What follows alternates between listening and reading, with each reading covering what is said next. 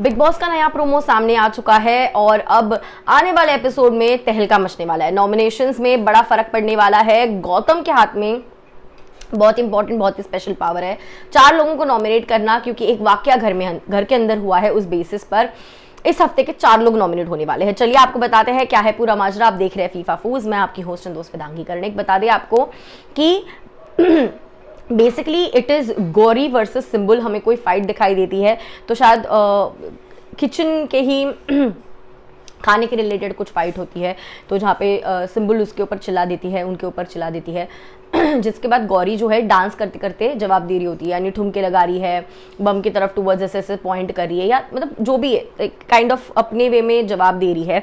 और सुचिता वहाँ पे, सुचिता इज लाइक कि यार तुम गलत कर रही हो, तुम आई थिंक अर्चना से रिलेटेड कुछ शायद चीज़ें हुई थी, अर्चना के लिए शायद गौरी वहाँ पे बात करने गई थी, समथिंग लाइक दैट, क्योंकि अचानक से अर्चना का नाम आ जाता है। जिसके बाद सुचिता कहती है तुम अर्चना के साथ रह के हो रही हो, ये क्लास ही नहीं है, दिस इज एब्सोल्युटली क्लासलेस, कोई स्टैंडर्ड ही नहीं है तुम्हारा, और तुम्हारा बड़ा है, ऐसा करते हुए चिल्लाते हुए नजर आती है गौरी। तो कहीं ना कहीं तुम्हारा क्लास नहीं है, स्टैंडर्ड नहीं है, क्लासलेस हो, ये सारी चीजें, या तुम स्टैंडर्ड नहीं, तुम्हारी लेवल नहीं, ये बहुत ज्यादा हो रहा है अभी बिग बॉस के अंदर। पता नहीं ये क्या लोग समझते हैं अपने आप को, कौन से क्लास की बात करते, कौन से क्या।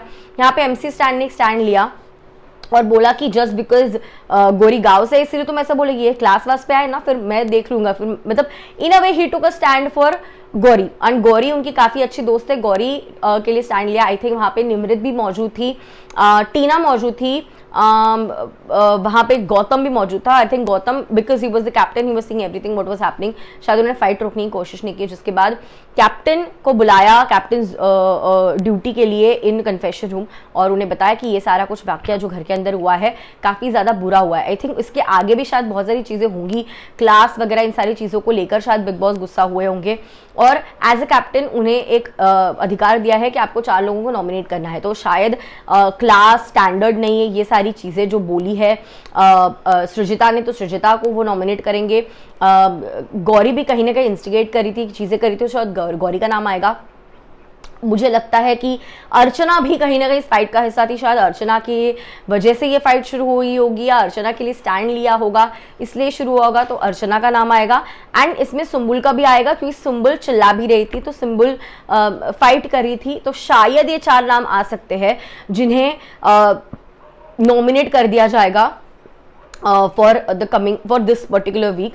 अब ये हमें एपिसोड देखने के बाद ही पता चलेगा कि ये 4 लोगों का नाम है, और ऐसा एग्जैक्टली क्या वाक्या हुआ है, इतनी कौन सी बड़ी बात हो गई कि नॉमिनेट करने तक की बात पहुंच चुकी है। तो लेट्स सी गौतम क्या फेयर होते हैं, फेयर डिसीजन लेते हैं, क्या करते हैं, किसकी गलती है, क्या इसमें कोई और भी है जिसे हमने प्रोमो में नहीं देखा है, एपिसोड में देखेंगे। तो let's wait for the episode. But आपकी इस पर क्या है राय, do let me know in the comments. Class, standard, ये सारी चीजें बोलना कितना सही कितना गलत, let me know, I see you.